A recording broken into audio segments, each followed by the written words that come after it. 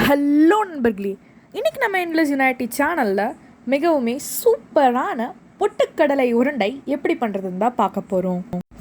இந்த ஸ்வீட் ஒரு flameless recipe. அதே போல் இதுக்கு 3 பொருட்கள் இருந்தாலே போதும். அவ்வளவு சுலபமான பொட்டுக்கடலை உருண்டை எப்படி பண்ணுறதுன்னு தான் பார்க்க போகிறோம்.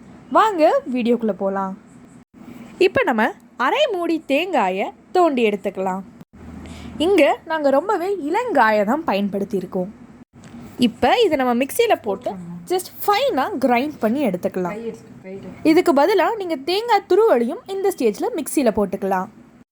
இப்போ பாருங்கள், தேங்காயெல்லாம் நல்லா கிரைண்ட் ஆகிடுச்சு. இது கூடவே இப்போ நம்ம 1/4 கப் போல் பொட்டுக்கடலையை சேர்த்துக்கலாம்.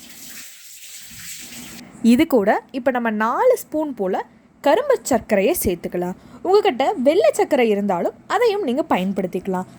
அதே போல் உங்களுக்கு இனிப்பு நிறையா இருந்தால் பிடிக்கும் அப்படின்னா இது கூட இன்னும் 2 ஸ்பூன் சர்க்கரையும் சேர்த்துக்கலாம். இப்போ இது எல்லாத்தையும் நம்ம தண்ணீர் சேர்க்காமல் அரைத்தெடுத்துக்கலாம். பாருங்கள், இப்போ நம்ம அரைச்சாச்சு. அரைத்த பிறகு இதை ஒரு பவுலுக்கு ட்ரான்ஸ்ஃபர் பண்ணி சின்ன சின்ன உருண்டைகளாக பிடித்து எடுத்துக்கலாம். பாருங்கள், இப்போ இதை நம்ம எல்லாத்தையும் உருண்டை பிடிச்சாச்சு. பார்க்குறதுக்கே ரொம்ப டேஸ்டியாக டெலிஷியஸாக இருக்குது. இதோட டேஸ்ட்டும் வேறு லெவலில் இருக்குது.